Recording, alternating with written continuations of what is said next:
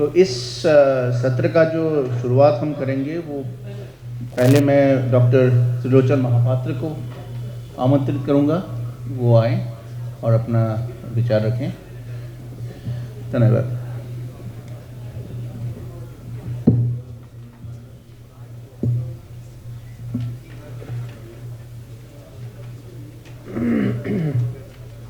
नमस्कार, बहुत बहुत धन्यवाद Harvir ji for inviting me. Doctor Paroda, doctor Bhanuwala, professor Ramesh Chand, mister Sandeep Naik और बाकी सारे जो आज इस कार्यक्रम में उपस्थित हैं।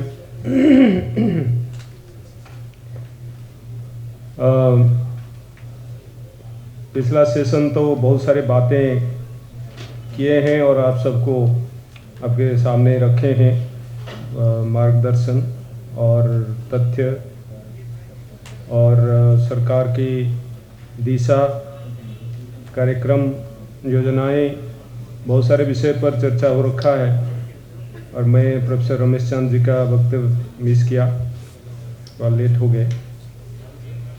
अब now I have been asked to start the inning. कृषि एवं इसमें टेक्नोलॉजी, इस संबंध में इस सेशन का आयोजन किया गया है जो मुझे बताया गया, और उसके बारे में संक्षिप्त में बताऊंगा क्योंकि समय भी नहीं है। कितना समय है? कितना समय है? आप अपना विचार रखिए। कोई 1 घंटा नहीं लेना चाहिए। तो हमारे पास अगर 1 घंटा समय है तो 15-20 मिनट बताऊंगा।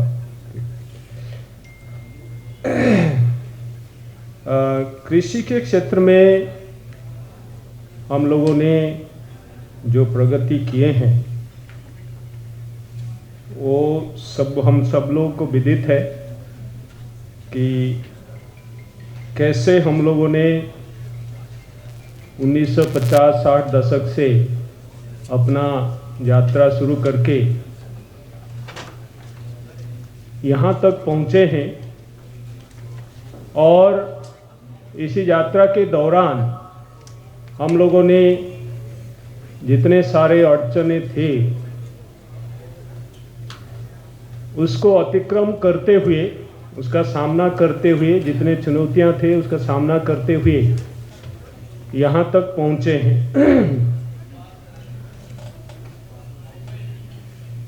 और जहाँ 3.5% से ज़्यादा ग्रोथ है, और ये जो हार वृद्धि है कृषि के क्षेत्र में, इसका श्रेय पशुपालन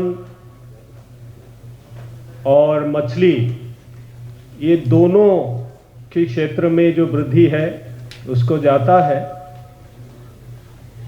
और इसमें टेक्नोलॉजी का योगदान भी रहा है।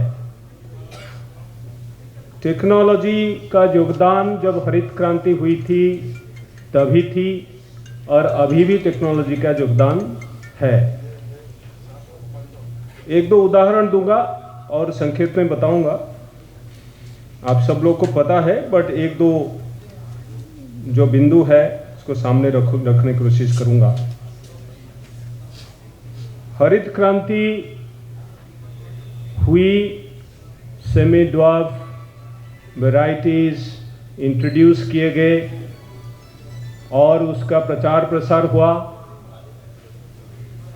और जो हमारे खाद्यान्न की आवश्यकता था वो पूरा हुआ।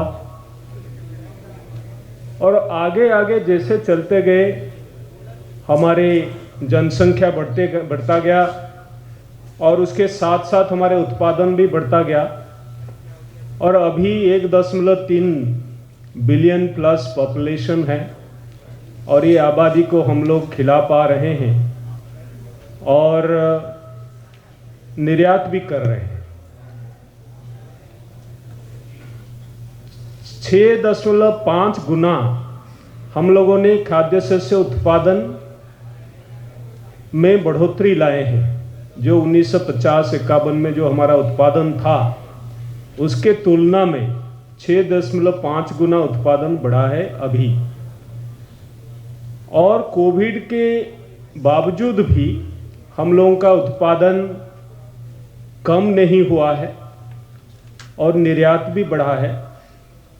और अगर आप देखिएगा कि करीब करीब 41 बिलियन US डॉलर हम निर्यात करके कमाए हैं, देश कमाया है।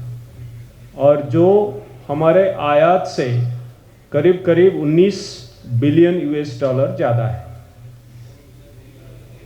धान की अगर उदाहरण लेंगे कि हम करीब करीब 17 मिलियन टन धान निर्यात कर रहे हैं और जिससे 60,000 करोड़ से ज़्यादा हमें मिल रहा है निर्यात करते हुए।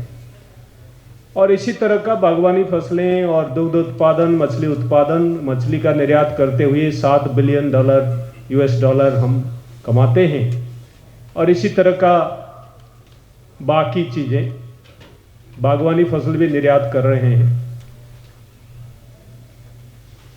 और इसमें ये जो स्थिति आज पैदा हुई है, इसमें योगदान टेक्नोलॉजी का रहा है। ग्रीन रिवोल्यूशन टेक्नोलॉजी तो था ही, उसका कमियां तो बहुत हम आज चर्चा के दौरान वार्तालाप नहीं करना चाहेंगे, उसके बारे में चर्चा नहीं करना चाहेंगे, लेकिन उससे हुआ है। टेक्नोलॉजी का इस्तेमाल करते हुए हम लोगों ने क्या परिवर्तन लाए हैं और उसका 1-2 उदाहरण देकर मैं और 1-2 बातें करूंगा, समाप्त करूंगा। एक उदाहरण मैं अभी देना चाहूँगा, वो गन्ने के क्षेत्र में। गन्ना हमारा चीनी उत्पादन 23 से 25 मिलियन टन के आसपास था 6-7 साल पहले। और हम कई बार हमें आयात करना पड़ता था हमारा जो आवश्यकता है उसको पूरा करने के लिए। और जो किस्में थे उसमें पैदावार था, लेकिन हमें जितनी आवश्यकता थी उतना नहीं होता था और उत्पादन कम होता था, उसके कारण हमें आयात करना पड़ता था। तो हम लोगों ने सिस्टमैटिक तरीके से शोध करते हुए एक नए किस्म लाए। अगर उत्तर प्रदेश के किसान और हरियाणा के किसान मित्र यहाँ उपस्थित होंगे, उनको पता भी होगा कि CO 0238 सम्मानीय मंत्री महोदय भी आ गए हैं, स्वागत महोदय। वो गन्ने की जो एक किस्म की बात मैं कर रहा हूं, और ये गन्ने की किस्म के कारण 20 टन प्रति हेक्टेयर गन्ने उत्पादन में बढ़ोतरी हुई। और चीनी जो रिकवरी होती है शुगर की, उसमें भी बढ़ोतरी हुई। 8-9-10% से कम रहता था, अब 12% तक रिकवरी हुई। और जिसके कारण काफ़ी उसके ऊपर चर्चा भी हो रखा है, पब्लिकेशन भी हो रखा है, मीडिया कवरेज भी हो रखा है। 6 से 8 मिलियन टन ज़्यादा चीनी उत्पादन, और ये टेक्नोलॉजी के कारण संभव हुआ। मैं टेक्नोलॉजी वैरायटी के रूप में खाली बात नहीं कर रहा हूं, वैरायटी के साथ साथ जितने प्रबंधन होते हैं, फसल प्रबंधन, उसका सारे उसके साथ जाते हैं। और उसके साथ साथ इसके सारे जब किसान के खेत में गए हैं और किसान अपनाए हैं, और इसके कारण इसका नतीजा ये हुआ कि हमें 32 मिलियन टन तक चीनी उत्पादन हुआ। और चीनी का आवश्यकता पूरा करने के बाद हम ये सोच रहे हैं और अब डिसीजन लिए हैं कि इसको हम चीनी और गन्ने का जूस को हमने बायोइथेनॉल उत्पादन के लिए डाइवर्ट किया जा सकता है, मोलासेस के, ये भी मोलासेस के साथ साथ। तो ये एक टेक्नोलॉजी खाली डेवलप नहीं किया गया, विकास नहीं किया गया, टेक्नोलॉजी को बड़े पैमाने पर चीनी मिल्स के साथ मिलते हुए किसान के खेत में डेमोन्स्ट्रेशन करते हुए बड़े पैमाने पर इसका विस्तार किया गया, प्रसारण किया गया और किसान के द्वारा आदृत हुआ और उसके चलते चीनी उत्पादन में इजाफा हुआ, बढ़ोतरी हुई और हम आज ये स्थिति में पहुंचे हैं। तो ये टेक्नोलॉजी का योगदान का उदाहरण है। अवस्थी जी अभी बोल रहे थे कि नैनो टेक्नोलॉजी के बारे में 2 साल पहले इफ्को के रिप्रेजेंटेटिव हमारे पास आए और जब चर्चा हुआ पता चला कि उनके पास कुछ इस तरह की टेक्नोलॉजी बनी है अभी और उसको बड़े पैमाने पर खेत में लेना है और लेने के लिए हमें शोध की आवश्यकता होता है कि किस तरीके से ये काम करता है और कितना उसका रिजल्ट्स है और क्या है और किसान के खेत में। तो हम लोगों ने मिलकर ये योजना बनाए, कृषि विज्ञान केंद्र के साथ उनकी योजना बनी और हमारे संस्थान भी उसमें जुटे और बड़े पैमाने पर देशव्यापी इसका टेस्टिंग हुआ और ये जो नतीजे हमारे सामने आए ये हुआ कि कम से कम 25% हम रासायनिक खाद यूरिया का सेविंग कर सकते हैं।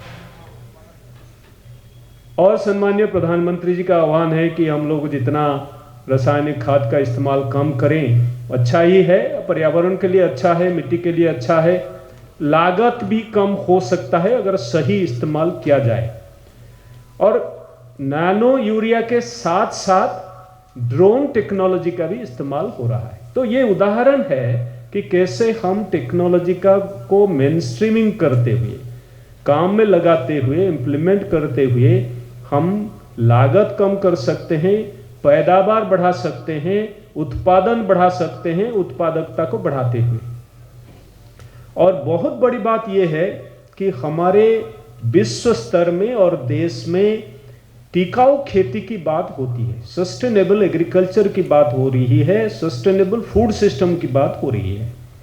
सस्टेनेबल फूड सिस्टम की बात जब होती है, ग्लोबल स्तर पर हो, नेशनल स्तर पर हो, उसमें टेक्नोलॉजी और सही इस्तेमाल टेक्नोलॉजी का होना चाहिए। हमारे पराली का अगर उदाहरण आप लेंगे, हमारे देश में जैसे राइस धान के पराली जो है 23-24 मिलियन टन उत्पादन हमारे पराली होती है पंजाब हरियाणा में और वेस्टर्न उत्तर प्रदेश में। 23 से 25 मिलियन टन की ये जो पराली है उसको हम जमीन में मिला के जमीन का उर्वरा शक्ति बढ़ाने के लिए टेक्नोलॉजी बनाए और काटने की व्यवस्था बनी, सही ढंग से उसको छोटे छोटे काट कर मिट्टी में मिलाया जाए और उसके साथ साथ मिट्टी के ऊपर भी रहे कोई बात नहीं, और हैप्पी सीडर जैसे मशीन, और उसके बाद उसके ऊपर भी और परिवर्तन करके नए मशीन आ गए हैं ताकि गेहूं का बुआई जब पराली जमीन पर गिरी है, पड़ा हुआ है, 6 इंच तक भी है, तब गेहूं का बुआई हो सकता है। और उससे अच्छे सफलतापूर्वक इसका डेमोन्स्ट्रेशन बड़े पैमाने पर किया गया, सरकार की योजना भी लाया गया उसको कामयाब करने के लिए। और इसका उससे ये भी मिला हमारे शोध के तहत कि हम कम से कम 20 to 25% पानी का बचत कर सकते हैं ये टेक्नोलॉजी का इस्तेमाल करके। गेहूं में जितना पानी लगता है उससे 20 से 25% कम पानी इरिगेशन हमें लगता है। खाद की इस्तेमाल भी कम होती है, कम से कम जो है ये 20-25 kg हमारे यूरिया की बचत तो हो जाती है। आगे कार्बन की मात्रा बढ़ती है। 7 साल में हम जब कार्बन की मात्रा जमीन में 0.34% हुआ करता था, अब 0.7% से ज्यादा। और ये भी एक कंजर्वेशन एग्रीकल्चर टेक्नोलॉजी है जहां कम मिट्टी को ज्यादा डिस्टर्ब नहीं करना होता और उसके तहत हम लोगों ने बुआई करते हैं और उसमें उपजाऊ शक्ति भी बजाय रहता है, जमीन का पानी कम खर्चा होता है और लागत भी कम होता है। इसके बावजूद हम सही ढंग से उसका अभी तक इस्तेमाल नहीं कर पाए, इतना डेमोन्स्ट्रेशन के बावजूद। सो टेक्नोलॉजी की आवश्यकता है। टेक्नोलॉजी का मैं 3 उदाहरण दिया कि कैसे वैरायटी, नैनो यूरिया और मशीन, ये 3 उदाहरण देके मैं ये बताना चाहूंगा टेक्नोलॉजी के तहत हम कृषि क्षेत्र में रिवॉल्यूशन ला सकते हैं और आगे जाकर इसकी आवश्यकता बहुत ज़्यादा होगा। और आज हम प्रिसिशन एग्रीकल्चर की बात करते हैं, टिकाऊ खेती की बात करते हैं और पर्यावरण का सेहत की बात करते हैं, और ये सारे जब बात करते हैं और कम लागत से करना चाहते हैं और जितना खेती होगी उसमें पानी जितना कम से कम इस्तेमाल हो, क्योंकि पानी 5000 क्यूबिक मीटर 1950-51 में प्रति व्यक्ति उपलब्ध था, अब 1500 क्यूबिक मीटर से कम हो रहा है और आगे जाकर और कम होगा। प्रति व्यक्ति जितना पानी आवश्यकता है उतना ना मिले और उससे एक दूसरे से हम लड़ाई करना शुरू कर देंगे, एक प्रदेश दूसरे प्रदेश और एक व्यक्ति दूसरे व्यक्ति के साथ। तो इसको सबको ध्यान में रखते हुए और मिट्टी का उपजाऊ शक्ति को बजाय रखना भी आवश्यकता है।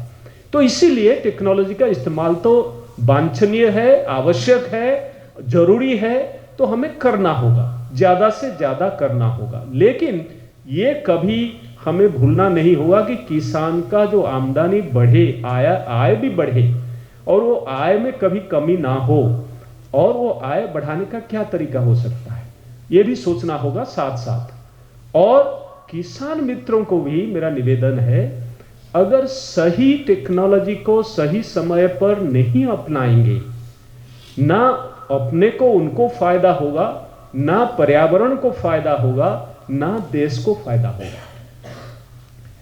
तो टेक्नोलॉजी का इस्तेमाल करने के लिए किसान मित्रों जितना ज्यादा से ज्यादा इसके बारे में साथ मिलकर काम करेंगे, चर्चा करेंगे, समझेंगे, आगे आएंगे, तब जाके ये कृषि क्षेत्र में हमारा जो प्रगति है और ज़्यादा प्रगति हमारा हो सकता है और हमें फायदा मिल सकता है।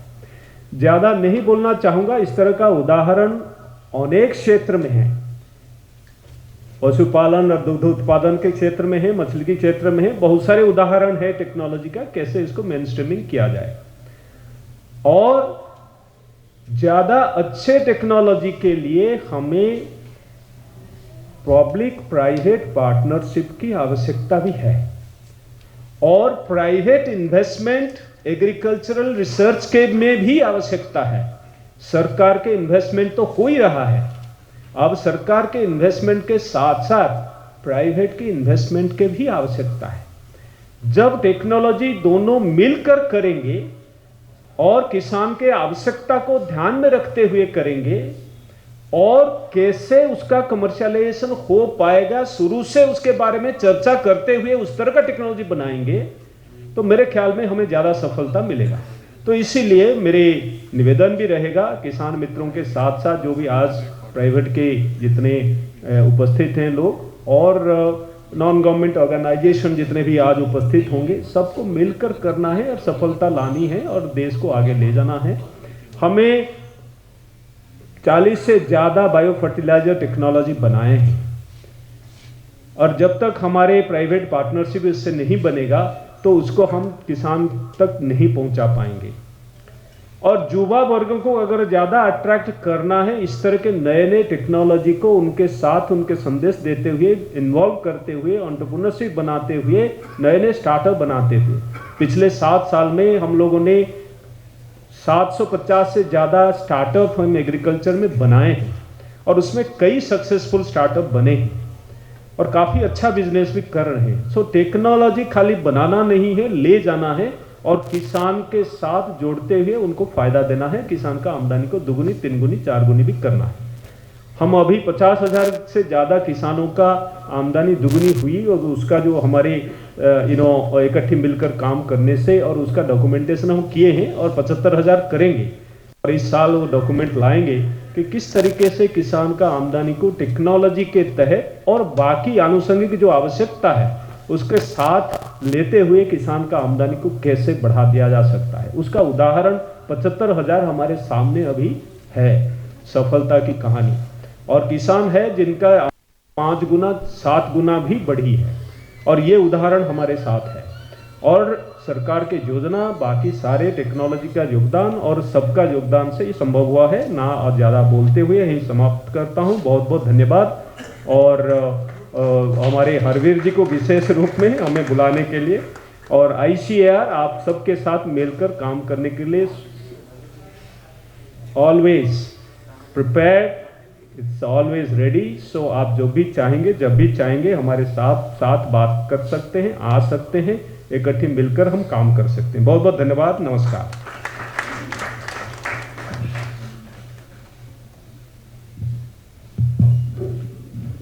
बहुत बहुत धन्यवाद डॉक्टर महापात्र। आपने ये जो विषय पे जोर दिया कि टेक्नोलॉजी को सही तरह से किसान भाइयों के पास पहुंचाना बहुत इम्पोर्टेंट है, और ये जो संस्थाएं, जो इंस्टीट्यूशनल फ्रेमवर्क है वो सुदृढ़ करना बहुत ज़रूरी है। बहुत बहुत धन्यवाद। मैं बनवाले जी को अभी आमंत्रित करूंगा, वो आके अपने विचार रखें। धन्यवाद। सबसे पहले नमस्कार। हमारे बीच उपस्थित माननीय मंत्री जी चौधरी साहब, मंचासीन फरूदा साहब, त्रिलोचन महापात्र जी,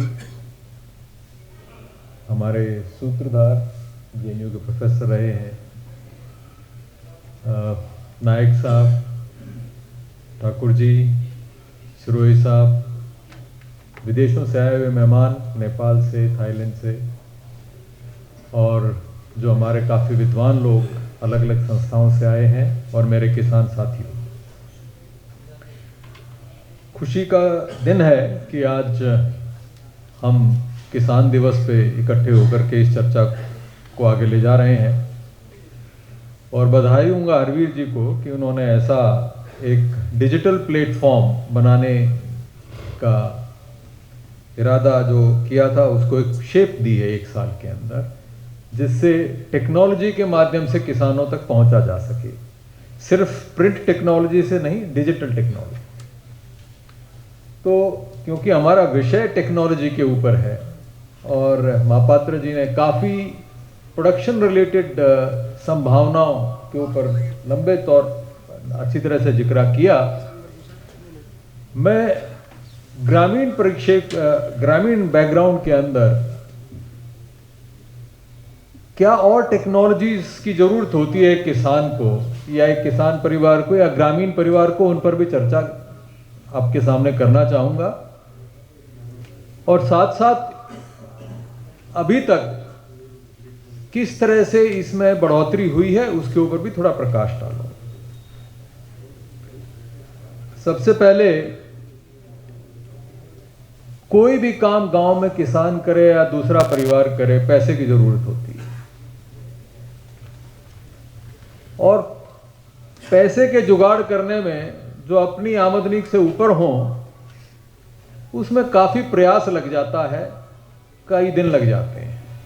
मैं खुद किसान का बेटा रहा हूं, मुझे मालूम है कि एक दिन का काम छोड़ के किसी को जाना पड़े बैंक से पैसा निकालने के लिए, अपना पैसा निकालने के लिए भी, तो पूरी दिन की दिहाड़ी जाती है।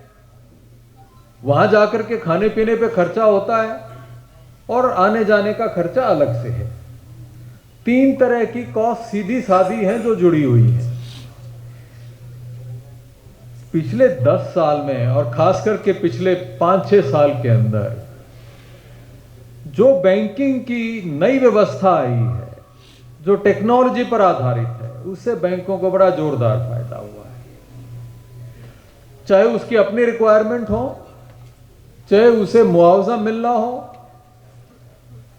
चाहे उसको अपनी मार्केट जो बेची है उसकी पेमेंट लेनी हो कहीं से, सारी की सारी मोबाइल के माध्यम से और आधार के रिकॉर्ड के बेसिस पे उसको घर बैठे मिल जाती हैं उसके खाते के। बहुत बड़ी सुविधा है।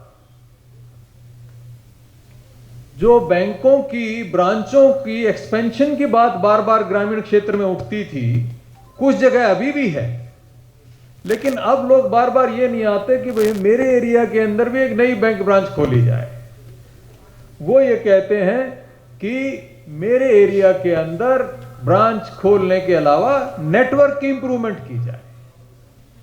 इंटरनेट कम चलता है साहब, मेरा पेमेंट पूरी नहीं होती, और जो किसान पीएम किसान के अंदर जो पैसा पहुंचा था वो मुझे नहीं पहुंच पाया, क्योंकि एक दिन दो दिन लेट हो गया, एक दो दिन लेट हो गया, उसके ऊपर प्रश्न चिन्ह हो जाते, चर्चा हो जाती, क्योंकि मेरा नेट नहीं चल रहा है।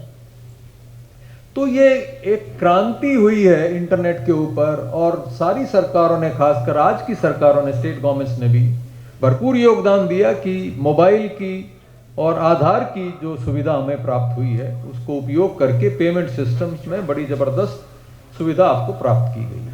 ये सीधी सीधी अर्थव्यवस्था से, ग्रामीण अर्थव्यवस्था से जुड़ी हुई। चूंकि इंटरनेट आ गया है तो तीन चीजें और खासकर ग्रामीण हाउस होल्ड की, ग्रामीण परिवार की जरूरतें होती हैं।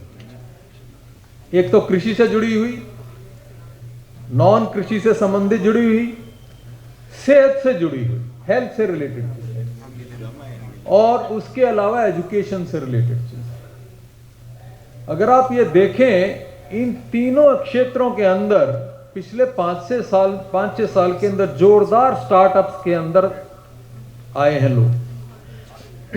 स्टार्टअप्स क्या होते हैं?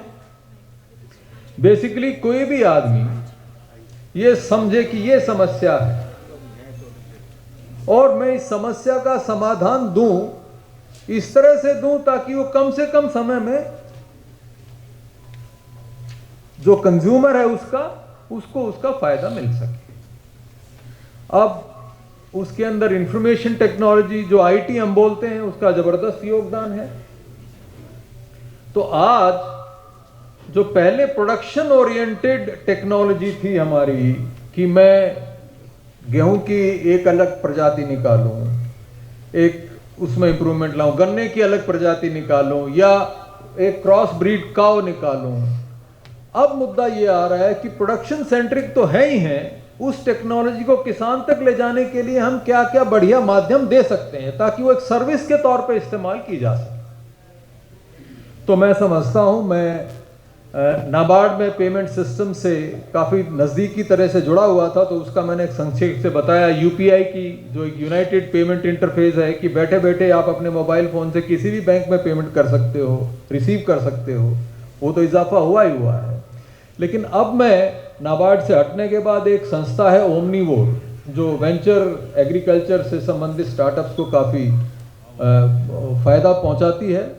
तो उनकी एक अभी नई रिपोर्ट आई है इसी साल, कुछ 10-15 दिन पहले, इम्पैक्ट रिपोर्ट, जो ये कहती है कि जो एग्रीकल्चर से जुड़ी समस्याओं का समाधान करने वाले स्टार्टअप्स हैं उनमें जोरदार इजाफा हुआ। महापात्रा जी ने कहा कि 750 स्टार्टअप्स हैं, गवर्नमेंट की तरफ से सीड मनी भी मिलता है, सब कुछ है, लेकिन काफ़ी ऐसी संस्थाएं हैं जिनको हम फंड्स बोलते हैं अलग अलग तरह के, सिकोया है, ओमनीवोर है, अवाना कैपिटल है, नैव वेंचर है, मैंने कुछ के नाम लिए हैं, लेकिन खूब सारे और ऐसे फंड्स हैं जो प्राइवेट फंड्स हैं जो एग्री स्टार्टअप्स को अपनी समस्या को अपने एक एंटरप्राइज के तौर से उस समस्या का समाधान आगे ले जाने में मदद करते हैं। और ये पिछले साल के अंदर $2 बिलियन की एग्रीकल्चर से जुड़ी हुई एग्टेक्स जिनको हम बोलते हैं, उनकी फंडिंग $2 बिलियन कमिट हुई है पिछले साल के अंदर। 190 डील हुई हैं करीब ब्रॉड, और इसमें दो तरह की ब्रॉड कैटेगरीज हैं अगर आप समझेंगे। एक डाउनस्ट्रीम इन्वेस्टमेंट्स है, एक अपस्ट्रीम इन्वेस्टमेंट्स है। डाउनस्ट्रीम इन्वेस्टमेंट्स उनको कहा जाता है, यानी अपस्ट्रीम उनको कहा जाता है जो किसान तक पहुंचती। तो किसान की समस्याएं क्या हैं कि लेबर की शॉर्टेज हो सही समय पर, तो कई स्टार्टअप्स हैं जो लेबर की शॉर्टेज को पूरा कर रहे हैं, वो उस तरह की सुविधाएं प्रदान करते हुए। और मुझे खुशी है कि कुछ ऐसी रोबोट्स की भी डेवलपमेंट कर रहे हैं कुछ इंडिविजुअल्स, इंजीनियर्स, जैसे कि जो वीड्स निकालने के लिए, जो हमारे खरपतवार होता है खेतों के अंदर, उसको निकालने के लिए बड़ी ज़बरदस्त समस्याएं होती हैं। तो उसके लिए मशीन बना रहे हैं और उसको ऑपरेशनलाइज कर रहे हैं, लीजिंग के मॉडल निकाल रहे हैं ताकि किसान पैसे दे करके उनको आगे बढ़ा पाए। नंबर 2, क्या मैं घर बैठे अपनी पैदावार की क्वालिटी किसी दूसरी मार्केट में इमीडिएटली पहुंचा सकता हूं?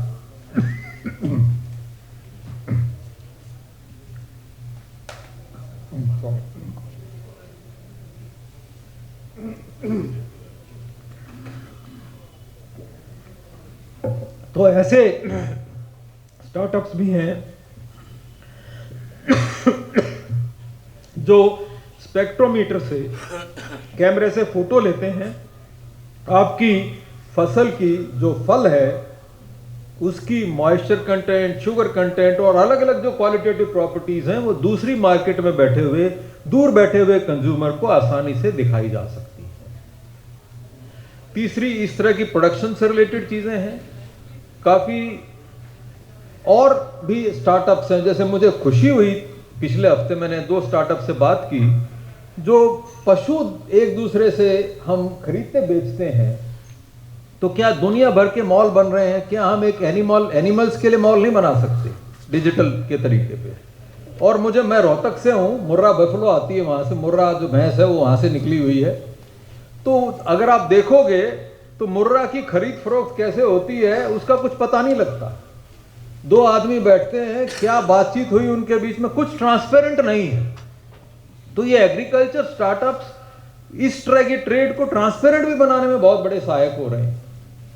तो ये एक स्टार्टअप्स हैं जो मैं समझता हूँ काफ़ी प्रचलित हुए हैं। सीड मनी हुआ है, ज़्यादातर अपने शुरुआत अपने पैसे से करते हैं। तो मैं एक खास बात यहाँ कहना चाहूँगा कि प्रोत्साहन के लिए एक फंड ऑफ फंड्स जैसे एसएमई के लिए बना है, क्या हम एग्रीकल्चर के लिए भी एक फंड ऑफ फंड्स बना सकते हैं क्या? और जिससे ये ताकि और फंड्स उससे फंडिंग ले सकें। इससे एग्रीकल्चर स्टार्टअप्स में देखो, इसमें प्राइवेट इनिशिएटिव्स गवर्नमेंट के इनिशिएटिव्स से ज़्यादा रहे हैं डील्स वगैरह करने के अंदर।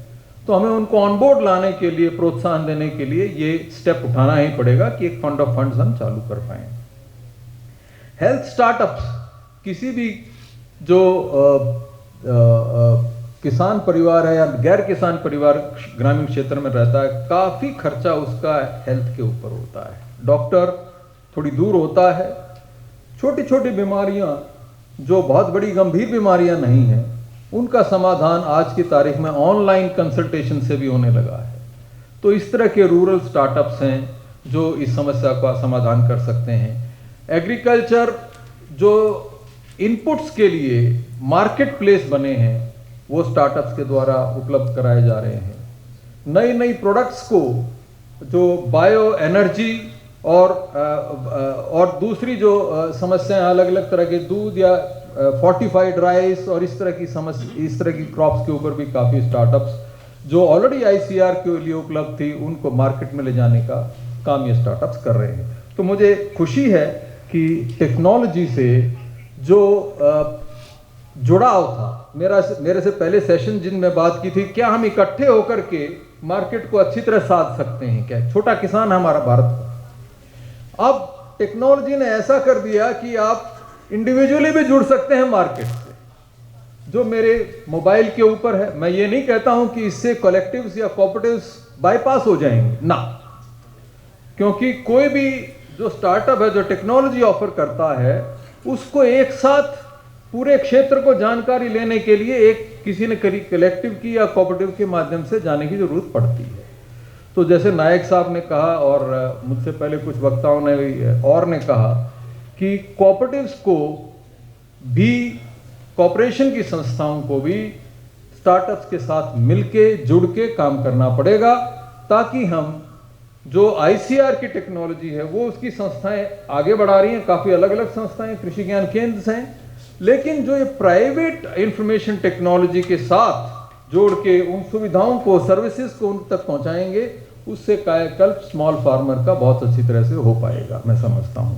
और इसमें स्कोप बहुत ज़्यादा है और इसलिए फंड्स ऑफ फंड्स की ज़रूरत है। आज $2 बिलियन है, मैं समझता हूं कि आने वाले समय में ये कम से कम भी $200 मिलियन होने वाला है, $200 बिलियन होने वाला है। अगर ये देखें ऑलरेडी, अगर आप पूरे स्टार्टअप इकोसिस्टम में एग्रीकल्चर से जुड़े हुए स्टार्टअप्स को देखें तो 5% से ज़्यादा का हिस्सा उसमें नहीं है।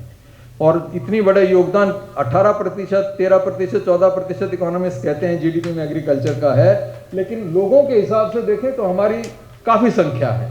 तो हमारा नंबर एग्रीकल्चर स्टार्टअप्स का समस्याओं को सॉल्व करने के लिए और ज़्यादा होना चाहिए और इसके लिए फंड्स की आउटले और ज़्यादा होनी चाहिए और इसमें सरकार का उचित फंड्स क्रिएट करने में योगदान होना चाहिए। मेरा सुझाव। धन्यवाद। Thank you. बहुत बहुत धन्यवाद बनवाले जी। अब मैं डॉक्टर परोड़ा को आमंत्रित करूंगा, वो अपना कीनोट एड्रेस दें। आदरणीय कृषि राज्य मंत्री कैलाश जी, पोडियम पे उपस्थित धर साहब, डॉक्टर महापात्रा, भानवाला जी, सभी उपस्थित महानुभाव, बड़ी खुशी की बात है कि आज ये हरवीर जी ने 1 साल पूरा होने पर जो आयोजन किया है रूरल वॉइस का, ग्रामीण की आवाज़ को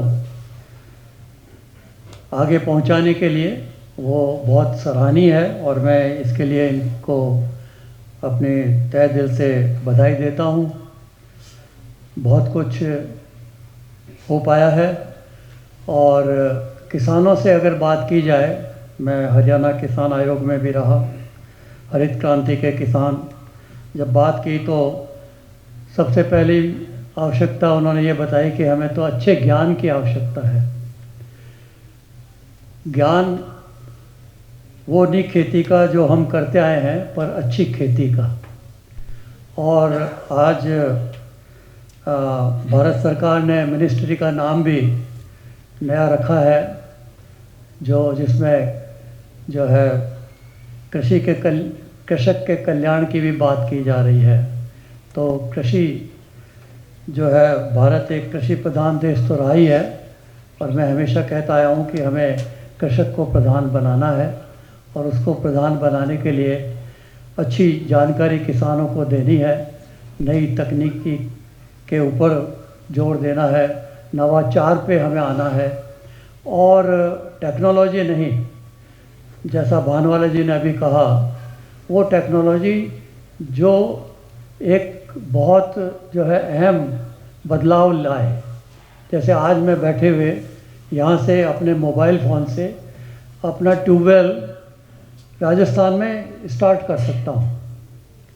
अब ये टेक्नोलॉजी आज गांव में पहुँच गई है और मेरे गांव के जो है एक मैकेनिक ने मुझे अपने सेल फ़ोन में डाल के दी है जब ट्यूबवेल का इंस्टॉलेशन हुआ।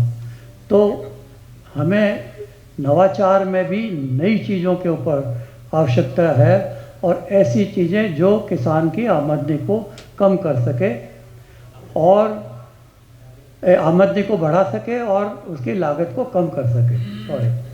तो लागत को कम करने के लिए वो टेक्नोलॉजीज़ जो हैं हमें आगे लानी होगी, उनको जो है आगे बढ़ाना होगा, जिससे कि वो उनका फ़ायदा पूरा ले सके।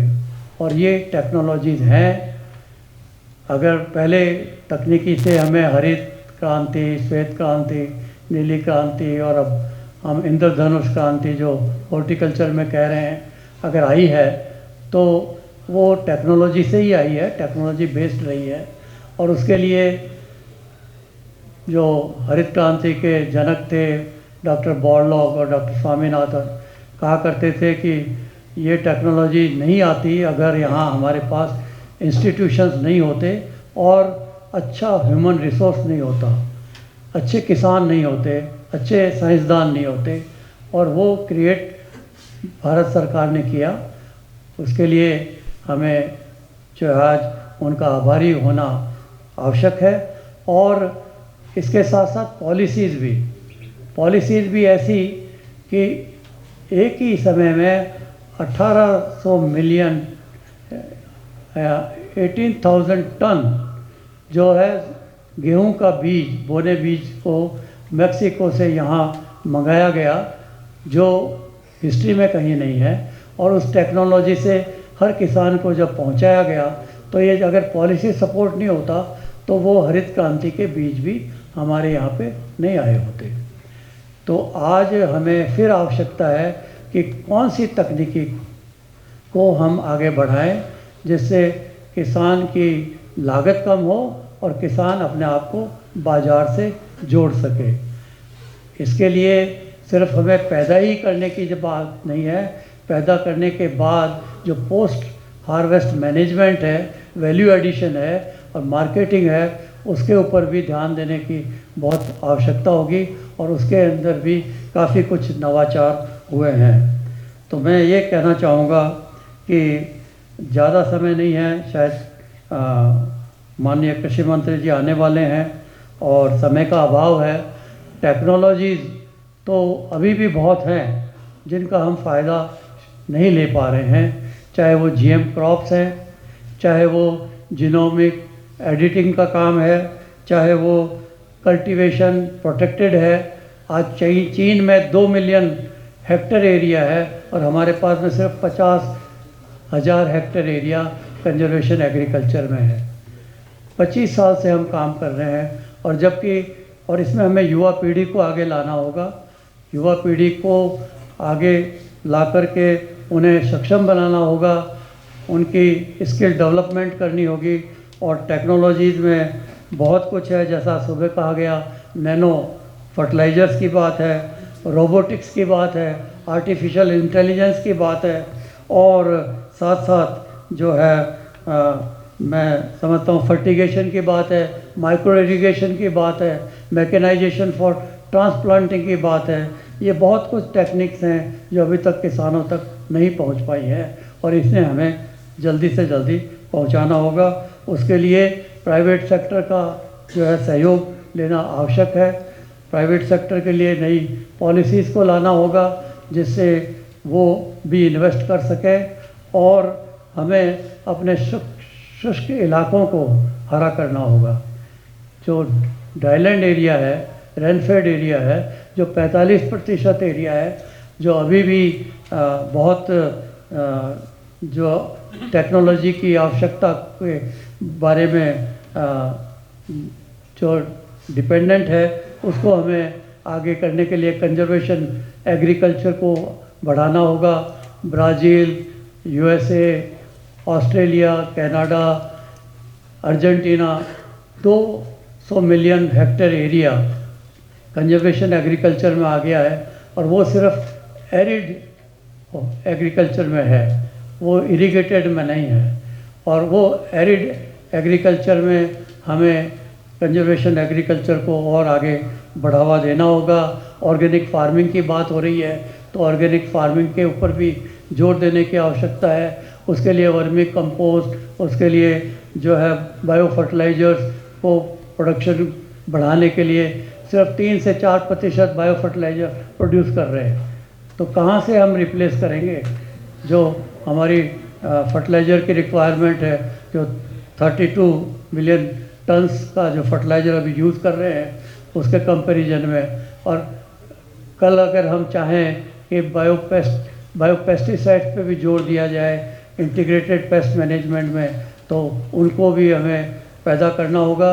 और पैदा करना होगा ग्रामीण इलाकों में, युवाओं को ट्रेन करके और युवाओं को एक्सटेंशन सर्विस में और उनको जो है टेक्नोलॉजीज़ के लिए टेक्नोलॉजी एजेंट बनाना होगा ताकि वो आगे किसानों तक जो है न सिर्फ ज्ञान को पहुंचाएं बल्कि वो सब चीज़ें, चाहे अच्छा बीज है, चाहे अच्छे जो पौध है, चाहे वो बायो फर्टिलाइज़र है, उन सबको किसानों तक पहुंचाए।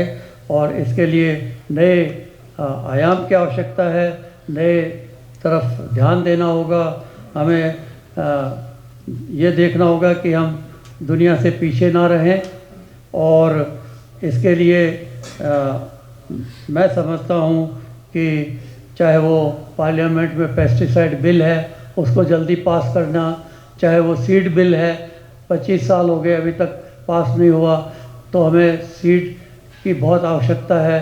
हाइब्रिड टेक्नोलॉजी को आगे बढ़ाना है ताकि उससे पैदावार को हम अपना और आगे बढ़ा सकें, चाहे वो बाजरे की हाइब्रिड है, चाहे वो मक्के की है, चाहे वो राइस की है।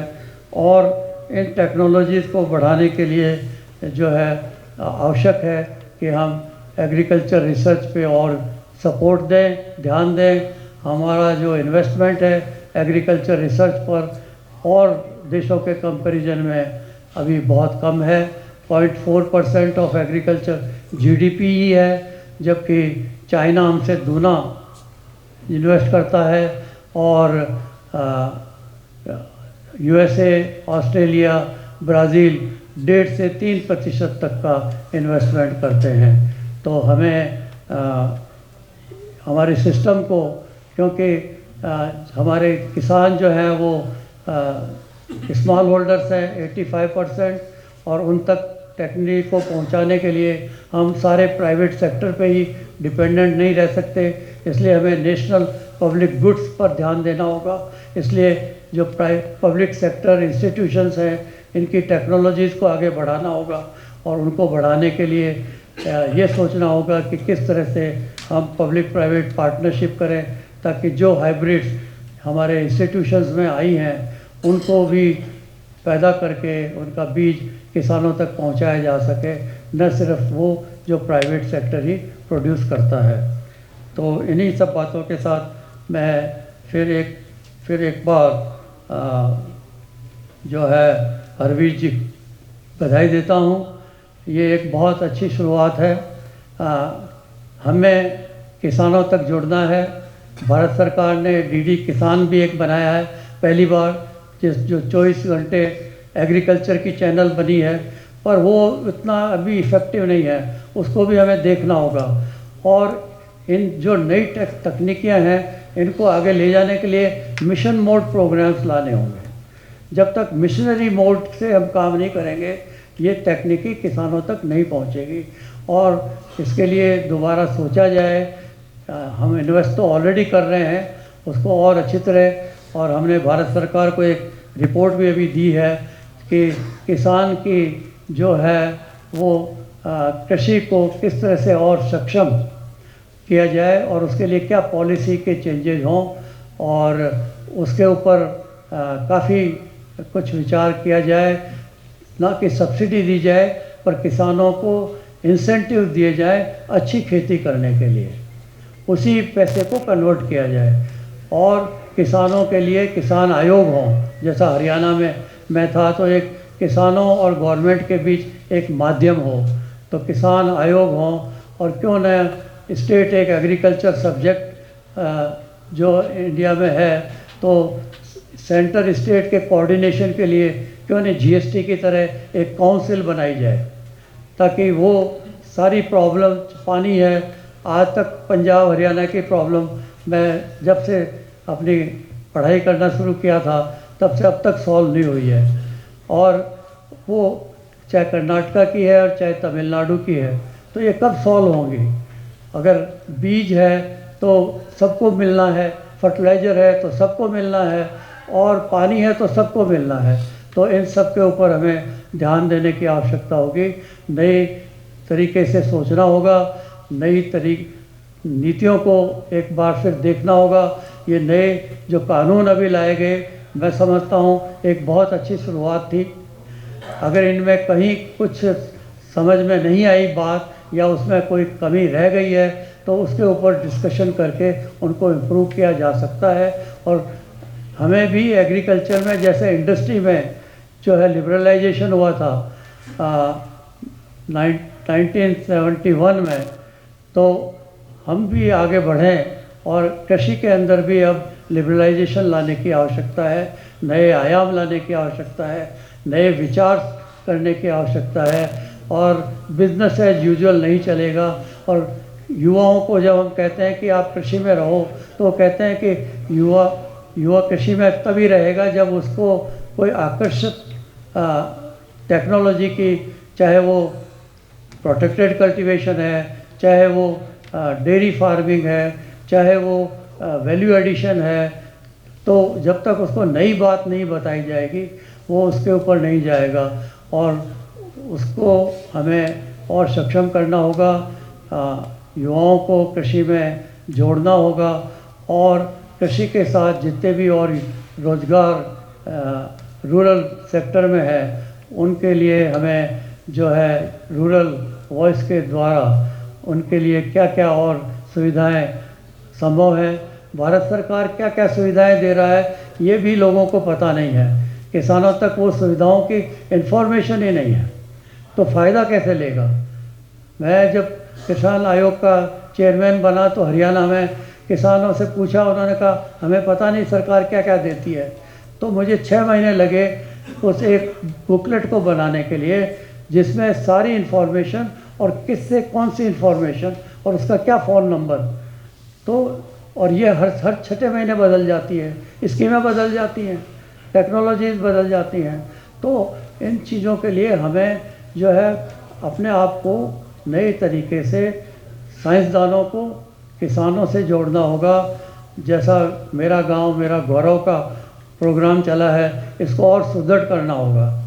और ज़्यादा ना कहते हुए मैं यही कहूँगा कि आज अगर कृषि में तकनीकी का हम फ़ायदा नहीं लेते तो शायद हम आत्मनिर्भर जो महापात्रा जी ने कहा नहीं हो पाते। आज हम $40 बिलियन का एक्सपोर्ट कर रहे हैं और 20% हमारी कंट्रीब्यूशन नेशनल वैल्यू एडिशन में है। तो अगर प्रधानमंत्री जी 5 ट्रिलियन इकोनॉमी चाहते हैं तो 1 ट्रिलियन इकोनॉमी एग्रीकल्चर से हमें लानी होगी और उसके लिए हमें नए तरीके से सोच के नए कार्य करने होंगे। इन्हीं सब शब्दों के साथ मैं आप सभी का फिर एक बार धन्यवाद अदा करता हूं। और Harvir ji, thank you for inviting me to share this view.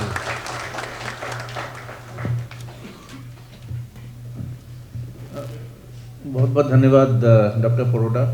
तो इस सत्र में हमने ये देखा कि टेक्नोलॉजी जो पहले हम सिर्फ उसको मुनाफा हो किसानी करके, क्योंकि बहुत सारे किसान ये अब कहने लगे हैं कि किसानी नुकसान का सौदा हो गया है, तो नुकसान के सौदा को किस तरह से हम फ़ायदे का सौदा बनाएं और उसमें टेक्नोलॉजी का क्या एक महत्व होगा, क्या एक भूमिका रहेगी, इसके बारे में हमने सोचा।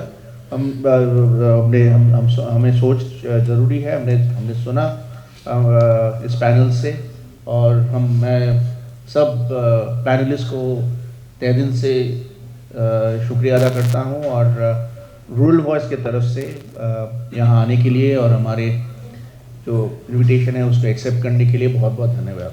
तो ये सत्र अभी हम समाप्त करते हैं। Thank you very much.